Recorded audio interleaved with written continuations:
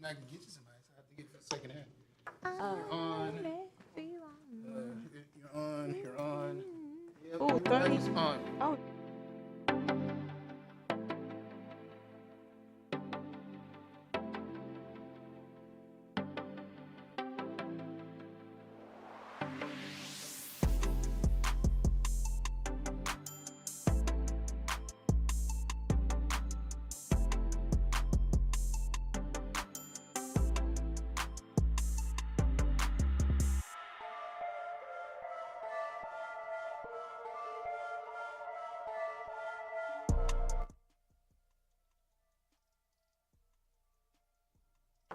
Hey, beautiful people. Welcome back to an all-new episode of Point of View.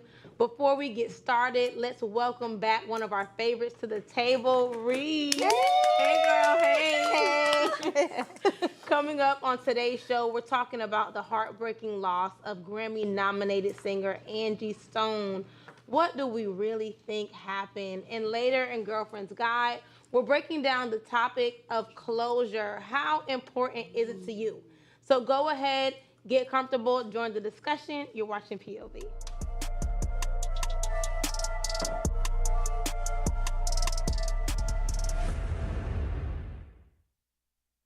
Grammy-nominated R&B legend Angie Stone has tragically passed away at 63 after a devastating car crash. Everyone else in the cargo van survived the accident, but Angie was the only one who didn't make it. Angie was a true icon, known for her soulful voice and timeless hit. But there's something about this story that has so many confused. Let's talk about it. So many things. Yeah, conspiracy theorists are saying that, I don't mean to smile or laugh, oh my God, but they're saying that she was like sacrificed or murdered. Oh, Lord. Yeah, because like I guess in her last few like live videos, like she was really talking about things that have happened, things that she's seen over the years, you know, so it's not far-fetched. It's like, I would say that if it was just her in the car, but it's like, But how did she only die? it was probably that her time happens. to go. You know what I'm Yeah. saying? Oh my Like if God, no, Reed. I'm serious. Like serious. If somebody else, if it was just her in a car and then somebody hit the car after she sang this video, I would suggest that. But if it was a car full of people and then she just happened to die, Yeah. I would think. How?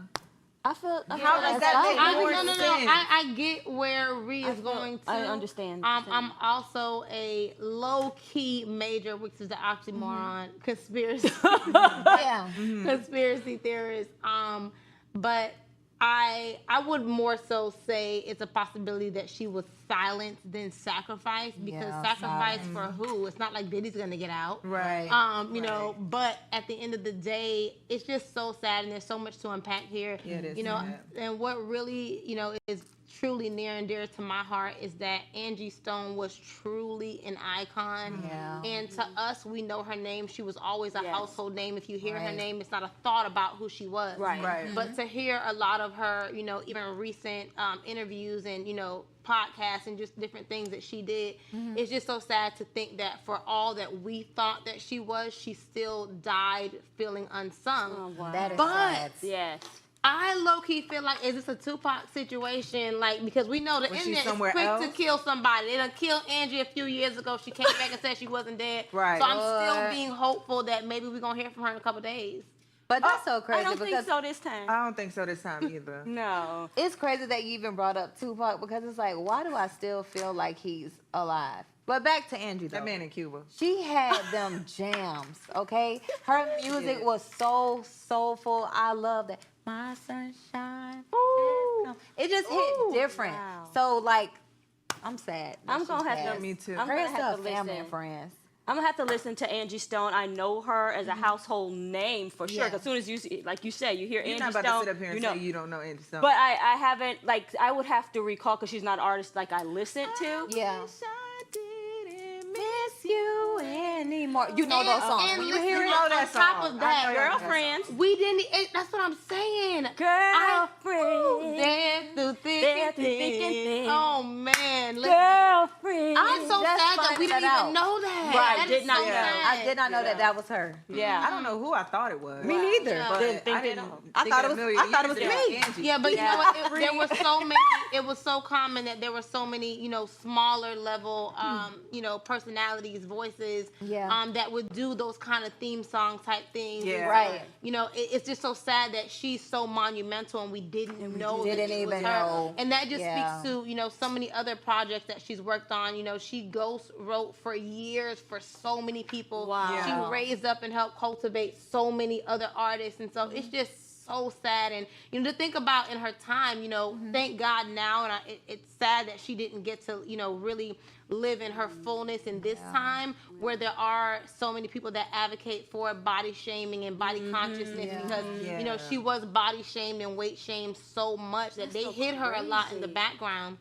And It's even her wouldn't let dad. her perform on some things. Yeah. What was it? Did she say Clive Davis wouldn't let her perform On the Oprah show. because Yeah. of She was her too weight fat. on the Oprah show? On It the is- weight? It is literally makes no so many artists from back in the days who were dark skinned and who also Yeah. had weight that no matter how good their voice was, That's they true. wouldn't let them come to the forefront. That's true. That's messed up. Yeah. That is messed up. That's sad. Yeah, and 3 months ago, Angie Stone called out Universal Music Group for taking her royalties. She passed away and never got paid properly.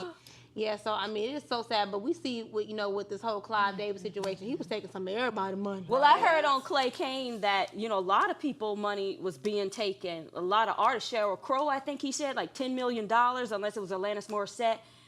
He was talking about, white artists too, because we always be like, they taking our money. Yeah. So he was trying to like level the playing field, but, they usually take our money. It's so sad Yeah. when you think of and I'm mad I can't think of his name, but who was it that died recently?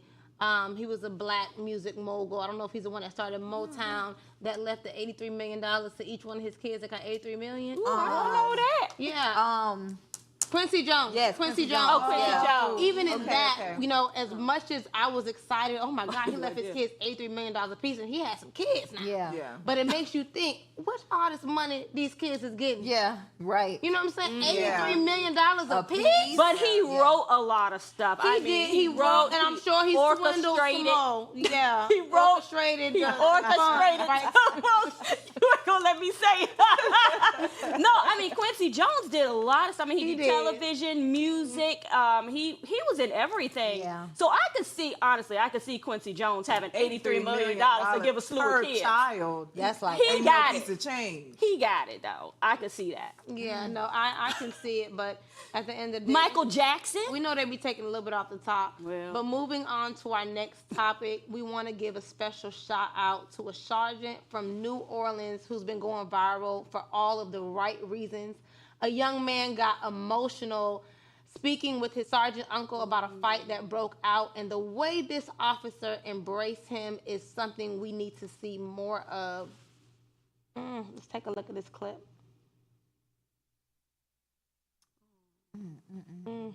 Yeah, this was just so heart, wrenching to me and so touching, and it gives me hope. One, for the police force, even though this happened to be his nephew. Correct. But just to see him embrace his nephew like that, and to see his nephew kind of break down, and a lot of people in the comments were saying that in that moment, the nephew probably realized, one, that he actually has someone that cares about him and Right. loves him, and his life matters too. But also probably that his uncle saved his life, because nowadays these kids ain't just fighting with throwing of the hands, baby. They want to take you out. Right. And then not even just that, he also like made it clear that you can be emotional. Like, here's a hug. So it's good that it's safe here. So a lot of little kids really just need a hug. Yes. A hug can heal so Oh my much. gosh. And for him to hug him like that, of course, it's cameras everywhere. And he just literally break down then, I feel like he needed that hug in that moment. Because sometimes there's Yeah. so much pain up in there, there's so much rage wrapped up in Right. there, and then that love, that hug, and you feel that love, ooh, it can just break you down. You be like, telling ooh. Yeah. I'm telling you. Yeah. No, for sure. This kind of emotional That's support and wonderful. guidance reminds us of that old school parenting and Yeah. tough love. You could see him just kind of, with so much love, yoking him up, kind of getting him together. He's speaking life into him and, Yeah. even kissing him in public. Yes. Yeah, so that was so sweet. I'm sure that this young man is probably going to get some backlash, from his friends. People ignorant. Yeah, of course, and maybe jealous that they don't have that kind of love. Of but course. that was on this prayer line that I'm on. That was one of our challenges for the week, to speak life into someone Right. younger, or your family member. Just to kind of reaffirm them and let them know that they are loved, they're seen, and Yeah. things like that's that. good. So we challenge y'all in the audience as well. We still got a few days left in this week. Spread some love on somebody. Speak life into someone around you. Let's get back to that old school tough love, but really reassuring, reaffirming, and speaking life. So how do you guys think that stories like this can change the narrative around police officers, particularly Black officers in our communities? I hope they feel inspired. Yeah, but I really never ran into a Black officer who was nasty to me. Oh, that's like, good. I never ran into that. So, I mean, just keep being good. No matter if you're Black, you're white, just keep showing up. Because people need a hug no matter what color you is. That's right. Love. So just people. be nice. And I don't know about you guys, but when I was growing up, we had a lot of mentors. Like when I think about the women that were older than me, even though my mom did what she needed to do, but I still think about women in my church, taking us bra shopping to Victoria's Secret and taking us to MAC to pick out our first foundation when we turned like 16, just different things like that. And so, I know I just was mentioning the challenging, but I think that that's something that as a community we all need to do. Yeah. If you can just maybe find at least one person that, you can genuinely make a connection with and just pour into and, just raise them up, because a lot of these young girls, they have no guidance. And then we see when they 22, 21, thotting and bopping, and we like, baby, she out there, but she ain't had nobody to hold her hand. She had nobody. Yeah, so having a mentor for young Black men without their fathers, and a lot of, even young Black women who maybe just need an additional role model, is very beneficial, and something that I think that, we all can lend a helping hand. Yeah, for sure. Yeah, I know we all have people that look up to us in our respective places, be it social media or from the show, Right. Things like that. And so I'm definitely into giving back 100%. But, I challenge all of our viewers and us at the table, like, let's turn it up a notch. We have to take a quick commercial break, but coming up next, we have Girlfriend's Guide and Unpopular Opinion. Stay tuned. You're watching POV.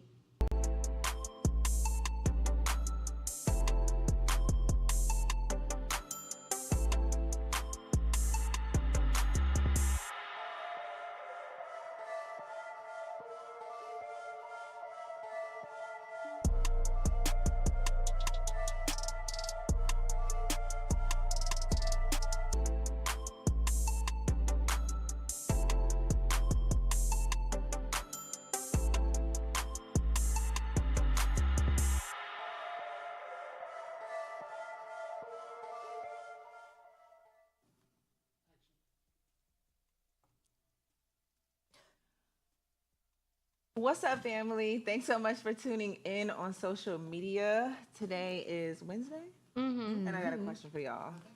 So, if y'all could only eat at one restaurant for the rest of your life, which one would it be? Oh, I know mine. Mine would be koi or kabuki. That's sushi. So you can eat sushi for the rest of your life. Oh my gosh, yes, with all the different flavors, all the different ways. blow There's so that many different bathroom ways. You gonna have, I like you to gonna do have what they say, the iodine.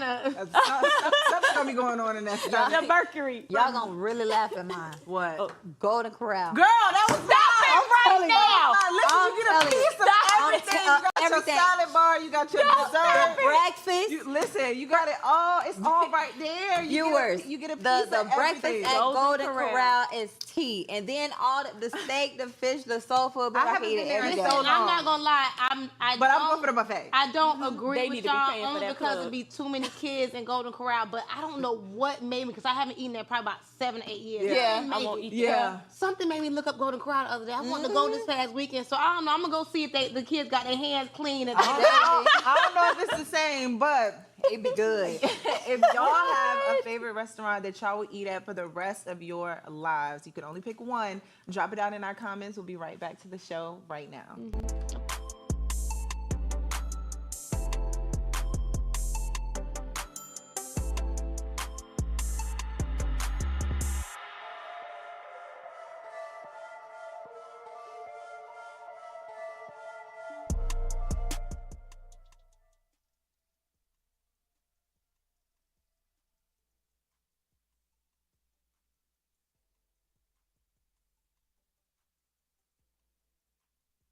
Welcome back. It's our favorite part of the show where we talk about all things love, life, relationships, and everything in between. Let's get into Girlfriend's Guide.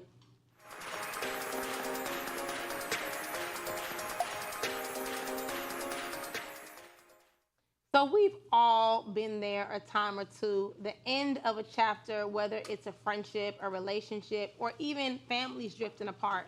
Some people move on without looking back, while others need that sense of closure to truly let go.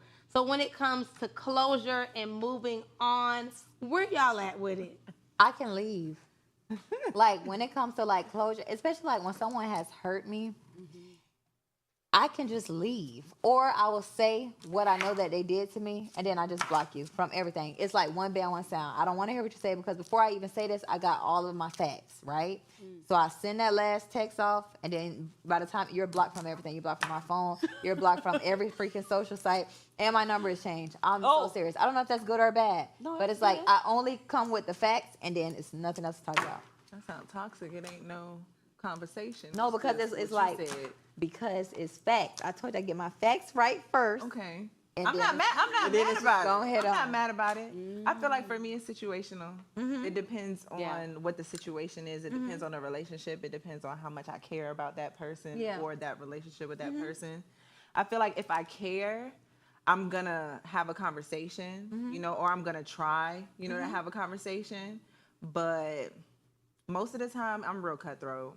I'm not gonna lie, I'm real cutthroat. Like I could just like end it, because I'm a person that gives a lot of chances. Yeah. So like once I feel like you've maxed out your chances with me, then you know, like I can just shut that door peacefully. So that's what I'm talking about. I've given you so many chances to, you know, fix it. That's or what like, I got you know, from what you were saying. Yeah, that's my last straw. Yeah. My last straw is out the way.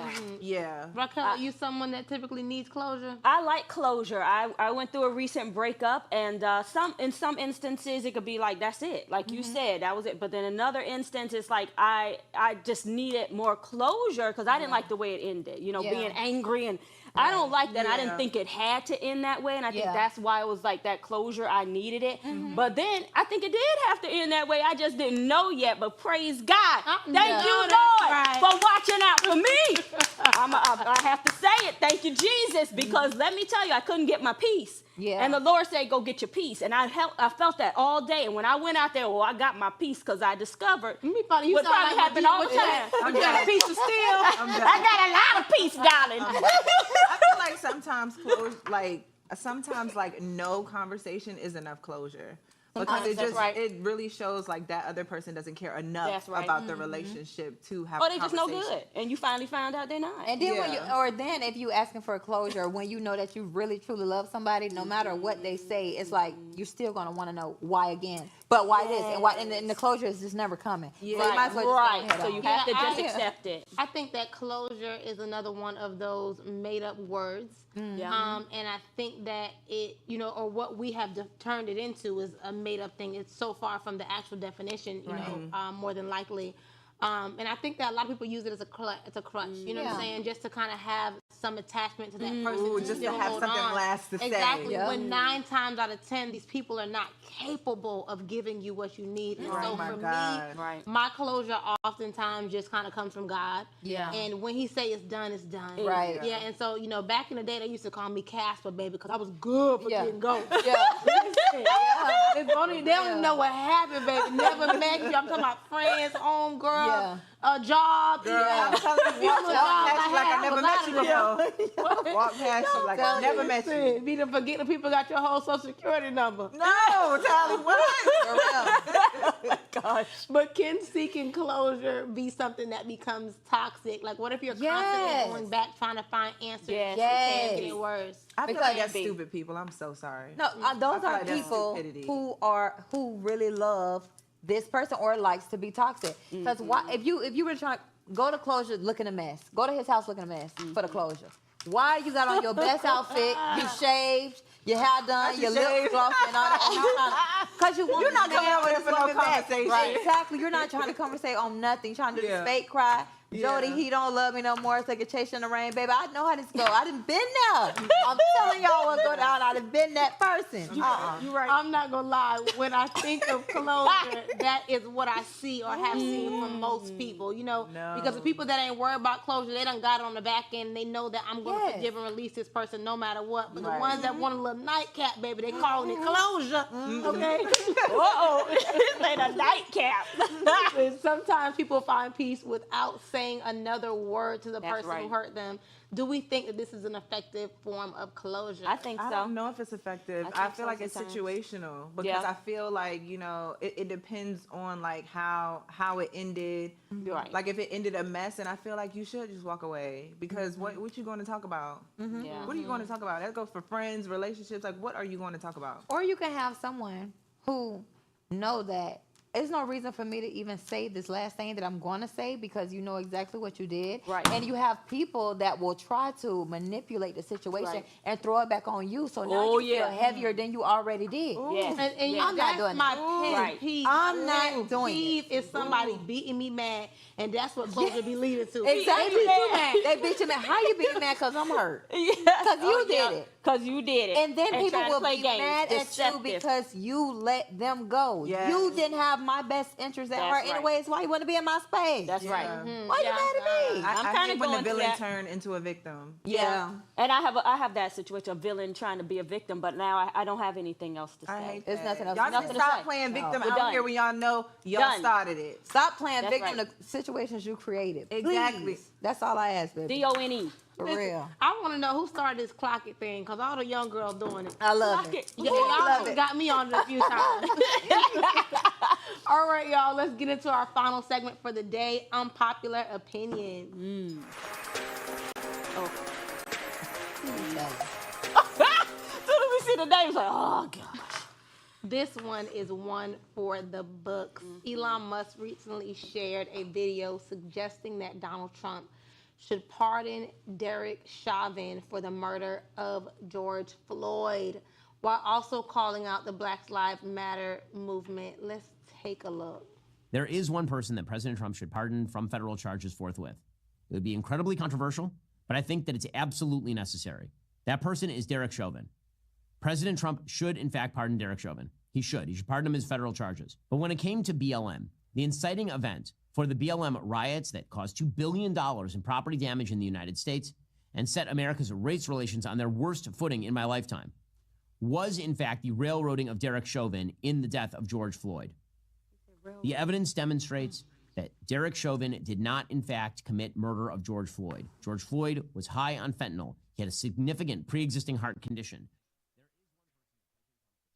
Oh, my goodness. I don't care if I'm so sorry. No, go ahead. I don't care if George Floyd was high off crack.